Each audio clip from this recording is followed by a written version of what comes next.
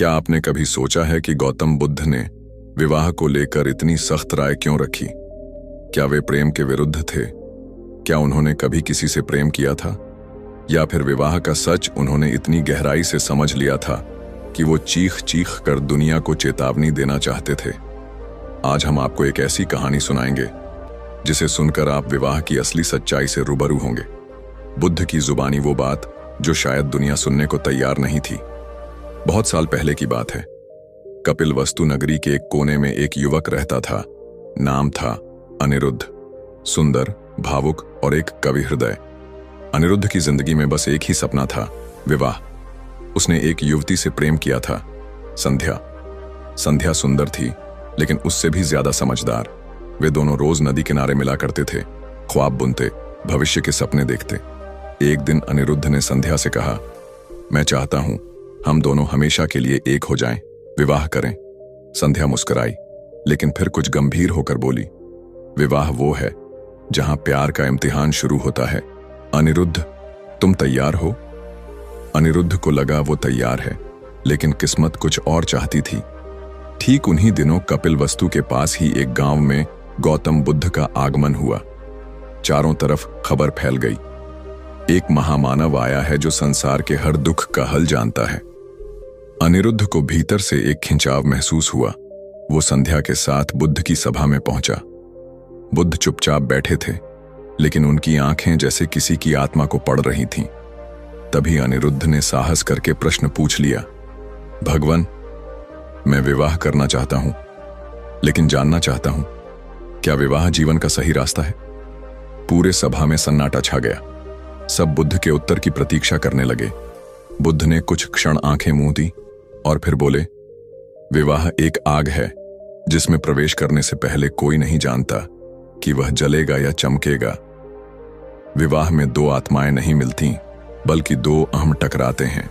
जब प्रेम में स्वतंत्रता होती है तब वह पुष्प बनता है, लेकिन विवाह में प्रेम पर अधिकार का ताला लग जाता है। तुम यह सोचते हो कि विवाह से तुम्हें सुख मिलेगा, लेकिन याद रखना, सुख की तलाश जब किसी और से की जाती है तो वह दुख का बीज बन जाती है। बुद्ध की बात सुनकर सभा स्तब्ध रह गई। अनिरुद्ध ने कांपते स्वर में कहा, तो क्या आप विवाह के विरुद्ध हैं? बुद्ध मुस्कुराए, नहीं, मैं प्रेम के विरुद्ध नहीं हूं, मैं बंधन के विरुद्ध हूं। मैं कहता हूं, पहले स्वयं को जानो। अगर तुम भीतर से खाली हो तो विवाह तुम्हें और अधिक अकेला कर देगा। तभी किसी ने पूछ लिया, भगवान, आपने भी तो विवाह किया था। यशोधरा आपकी पत्नी थी और राहुल आपका पुत्र, फिर आप कैसे कह सकते हैं कि विवाह मत करो? बुद्ध की आंखों में हल्का दर्द उभरा। उन्होंने गहरी सांस ली और कहा, हां, मैंने विवाह किया, लेकिन उस समय मैं अज्ञानी था। मैंने सोचा था कि एक सुंदर रानी और पुत्र के साथ जीवन संपूर्ण हो जाएगा, लेकिन रातों को मेरी आत्मा चीखती थी। मुझे लगता था जैसे मैं एक सोने की दीवारों में बंद कैदी हूं। यशोधरा एक अद्भुत स्त्री थी, लेकिन मैं स्वयं को नहीं जानता था, तो उन्हें कैसे जानता? जब मैंने घर छोड़ा तो दुनिया ने कहा, मैं निर्दयी हूं, लेकिन सच यह है, मैंने सबसे पहले अपने झूठ को छोड़ा। मैंने विवाह छोड़कर संन्यास नहीं लिया, मैंने भ्रम छोड़कर सत्य को अपनाया। अनिरुद्ध भीतर से टूटने लगा था। उसे संध्या से सच्चा प्रेम था, लेकिन अब उसे अपने भीतर के खालीपन का एहसास हो रहा था। उसने बुद्ध से पूछा, भगवान, तो क्या मुझे विवाह नहीं करना चाहिए? बुद्ध बोले, मैं यह निर्णय तुम्हें देता हूं, लेकिन याद रखना, विवाह तब करो जब तुम पूर्ण हो, जब तुम्हारा मन न अपेक्षा करे न अधिकार जताए। अगर तुम्हारा प्रेम इतना सच्चा है कि तुम संध्या को मुक्त छोड़ सकते हो, तब विवाह करो। अन्यथा विवाह एक सुंदर बंधन नहीं, एक सुनहरा पिंजरा बन जाएगा।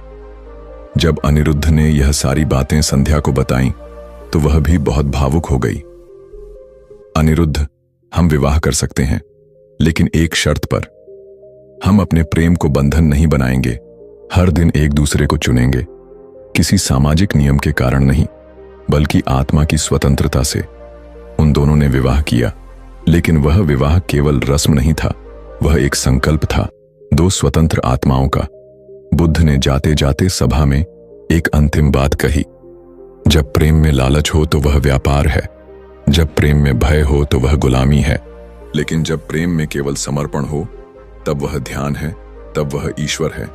इसलिए विवाह करने से पहले प्रेम को जानो और प्रेम को जानने से पहले स्वयं को पहचानो। तो मित्रों, अब आपके सामने है वो सच जो शायद बुद्ध ने 2500 साल पहले ही जान लिया था। विवाह मत करो जब तक तुम स्वयं को न जान लो। प्रेम मत करो जब तक वह केवल पाने का साधन हो, क्योंकि जब प्रेम पूर्णता से निकलता है तो वह संसार को बदल देता है। अगर आपको यह कहानी सच्ची, गहरी और भावनात्मक लगी तो इसे लाइक करें, कमेंट करें कि आपको विवाह पर क्या सोच है, और हाँ, चैनल को जरूर सब्सक्राइब करें। मेरे चैनल का नाम कहानी दैट इंस्पायर्स है, क्योंकि अगली बार हम लाएंगे एक और अनकही कहानी।